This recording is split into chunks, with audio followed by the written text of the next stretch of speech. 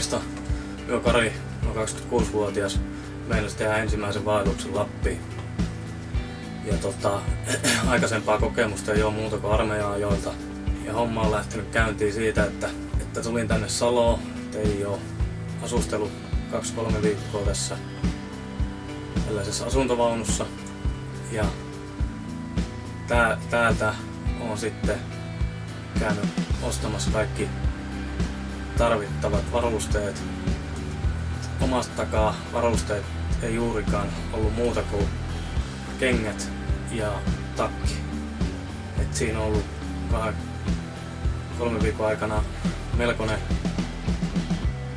melkoinen hamstraaminen tavaraa. Huomenna olisi lähtö 6 aamulla Kiilopäälle. Lähden Urho Kekkosen kansallispuistoon. Tosissaan niin ei ole aikaisempaa kokemusta. Vähän on kyllä. Ehti, että pitäisikö nauraa vai itkeä. Siitä se lähtee. Tiedän, että tulee olemaan haastetta. Eniten huolestuttaa vähän tuo, että miten sitten siellä yksinään tosissaan lähden, niin joutuu kyllä, ei voi takki auki lähteä. Sen verran syvälle on menossa sinne, että siellä ei varmaan puhelinyhteyksiä ole. Ehkä isoin syy, minkä takia lähden ylipäätänsä, haluan päästä kaikesta pois. On vähän niinku hukas oma elämäni suhteen.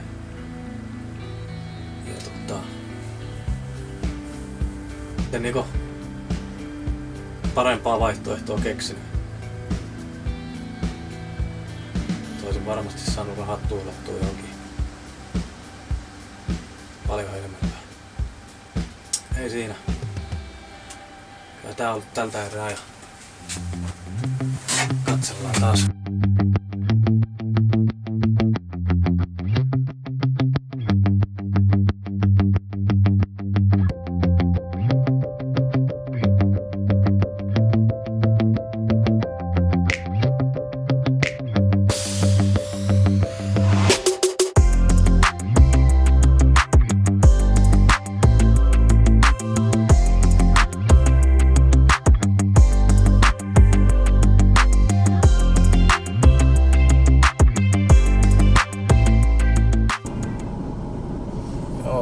Unohdin sit takihimoa. Vasta tajuusin. Noita soulukohdilla. Rahat on vähän vähissä. Joutuu sit etsiä jostain takia.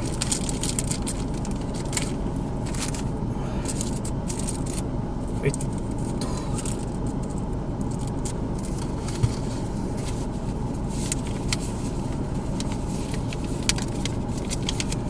Nyt ajoittaa kovin. Saavuin just Tornioon.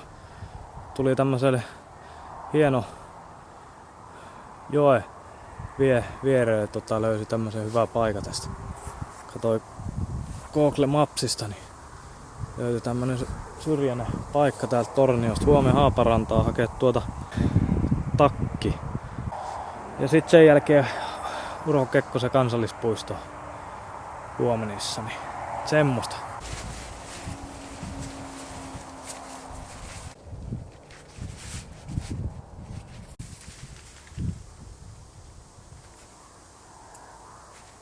No niin, siinä oli teltapystytys. Kello on nyt tosissaan 11:30. Ja nyt me rupee laittaa tavaroita tonne telttaan ja käyn nukkumaan. No niin, palataan taas. Hyvä.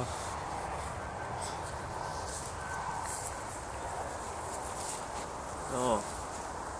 Ensimmäinen huonosti nukuttu yö täällä Torniossa.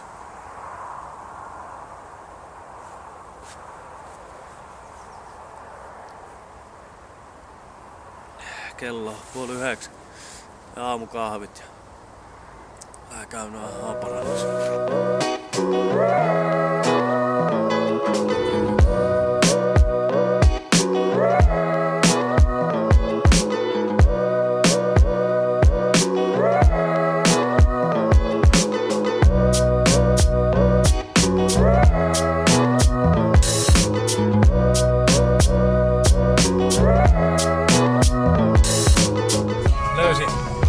Luki. Aika edullinen. Täältä Ruotsin Stadium Outletista. Ja mitä se maksoi? 50.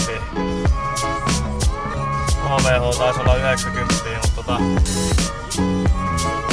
siinä ainakin luki, että se olisi vedenpitävä ja 5,000–10 000 milliä asti. En sitten, no näin mennään. Onneksi sen tää löysi ja edullisen.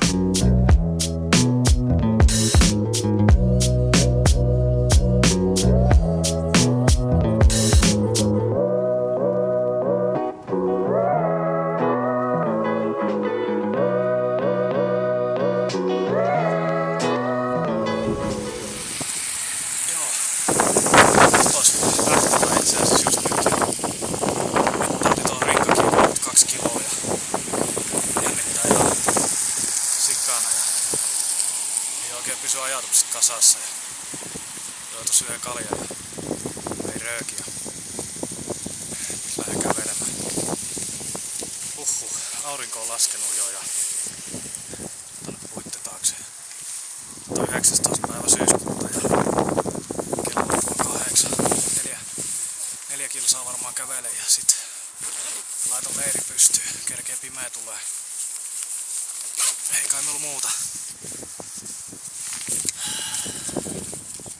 Todellisuus iski vasta kasvaa.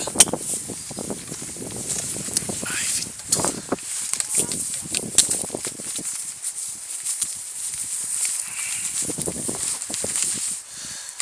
No, hyvä reissu siitä tulee.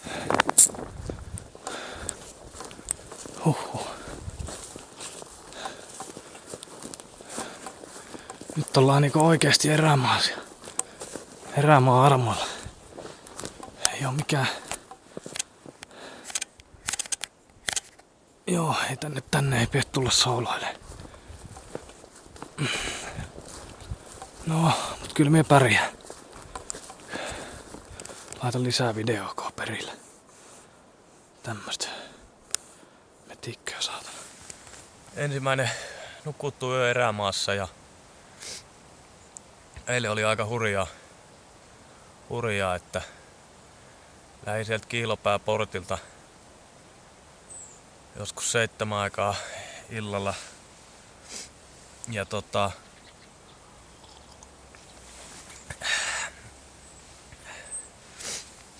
en mennyt merkittyä reittejä, kävelin suoraan tänne metikköön ja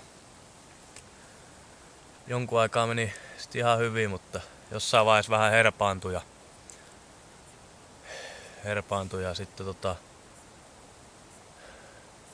melkein 5-6 kilometriä kävelin metikössä pimeässä. Onneksi oli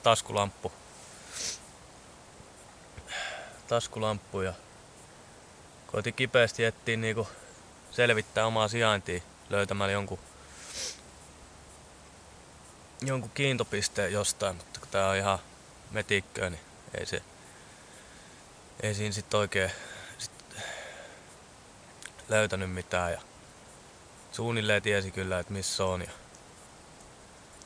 yksi vesistön ylitys oli yöllä ja sit vaan jossain vaiheessa havahduin, kun dalsin vaan enkä enää niinku kompassiikaan oikein katsellut ja ihmettelin, että mitä ihmettä, että taas on joki vieressä, että litinä käy. Niin kun oli se joen ylittänyt, tai puron, niin lähdin sit painamaan ja niin vei sitten semmosen ympyrän. Ja jossain mä luin, että ihminen kävelee ympyrää, jos se on niinku eksynyt tai jotain ja ilman kompassia menee. Niin siinä niinku käytiin se läpi, että se oli aika hurja huomata, että jumalauta, miehän vei tässä ympäri ja takaa me on taas tässä purolla. Sit niinku oli aika niinku pysähtyä, rauhoitella vähän itteeni, ettei tässä mitään hätää. Ja laitoin sit leiri pystyyn ja nyt on kello 10 aamulla. Aamukahvit tässä juo ja nyt nää tuolla vuoret kiinni, nyt on kiintopisteet kiinni. Oli hyvä vähän pysähtyä, oli aika poikki.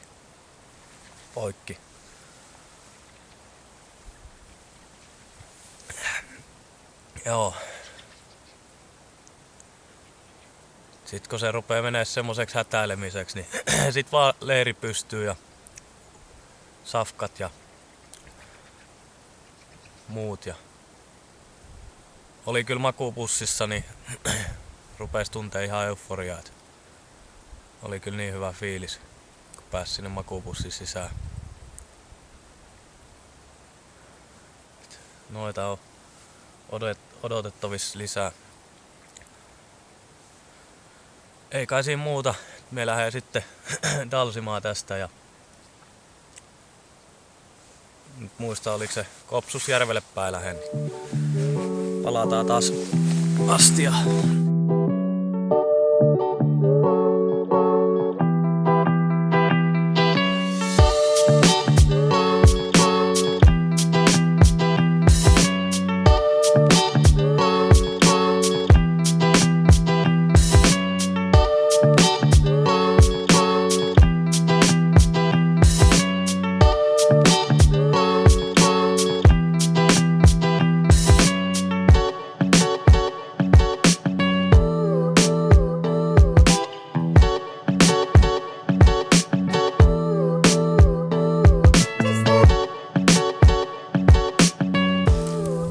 Joo, rupes lunta tulemaan ihan huolella.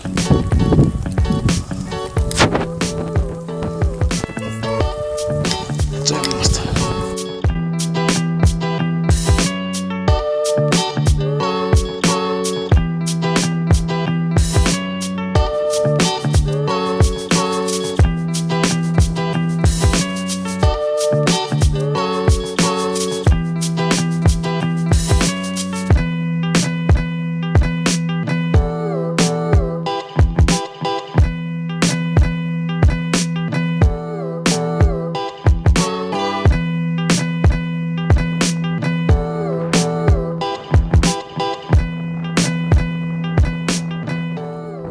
Jes. Löysi tänne. Aivan paskana. Tiedä, onko tää joku puuvarasto vai mikä tää taitaa olla. Helvetti sentään. Kengät onkin yhden koko liian pieni. Täällä on puuta. Ai vittu, me luulin, että se olisi laavua. Tuolla on nuotiopaikka. No, kyllä se nyt hetkeksi lohduttaa. Laavu olisi ollut kyllä huomattavasti parempi. Tuolla on nuotiopaikka. Yeah. Pakko ottaa tämmönen ei niin hyvä fiilis video. Kylmä. Ihan märkä. Ja saavuin tänne Kopsusjärvelle. Ajattelin, että täällä olisi ollut laavu. Jotenkin epähuomio, jos katsoo kartasta. Ja ei täällä ole kuin tää tulipaikka. Ei pystytä teltan tohon ja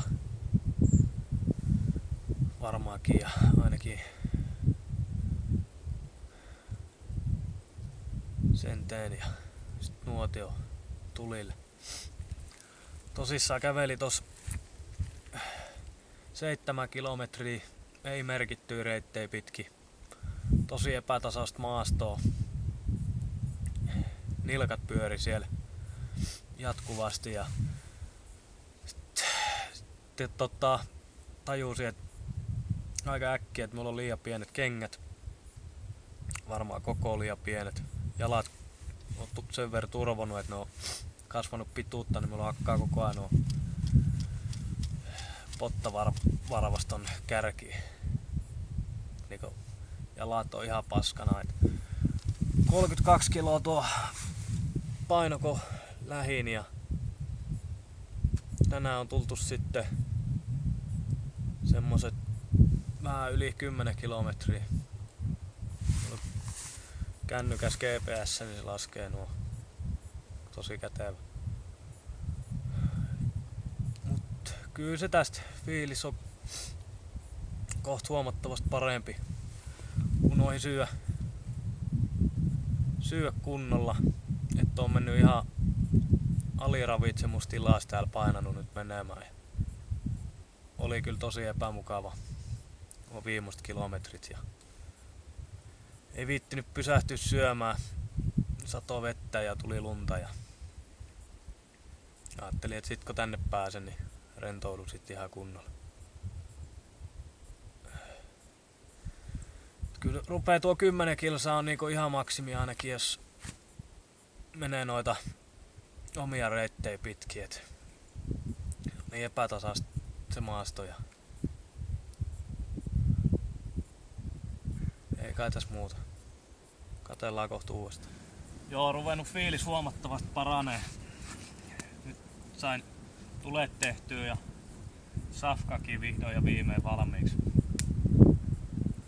Teltakin kävi pystyttää siltä varalta, että jos rupee satamaan, niin ei kaikki kastu taas ja pääsee sit sadesuojaan.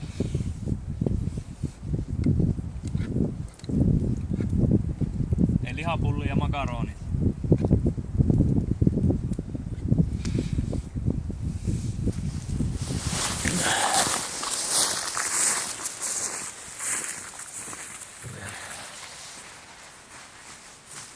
Joo, ollut pakkasyö. Kylmä aamu. Kaikki ihan jääs.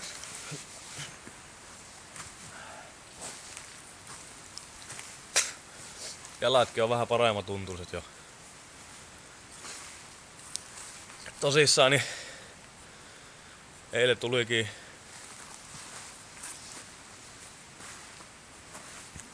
tulikin semmoset 16 kilometriä. Se alkaa olla kyllä ihan maksimi meikäläisellä. Se rupes kaikki nilkat toireilee, jalat ja ei siinä muuta kuin kahvikeittoa. Nyt on aika jättää Kopsusjärvi. Siinä tuo laavu.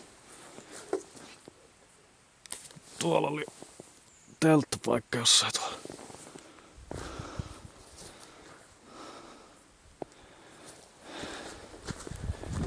Ihan ok paikka. Tää ihan kiva tää järvi.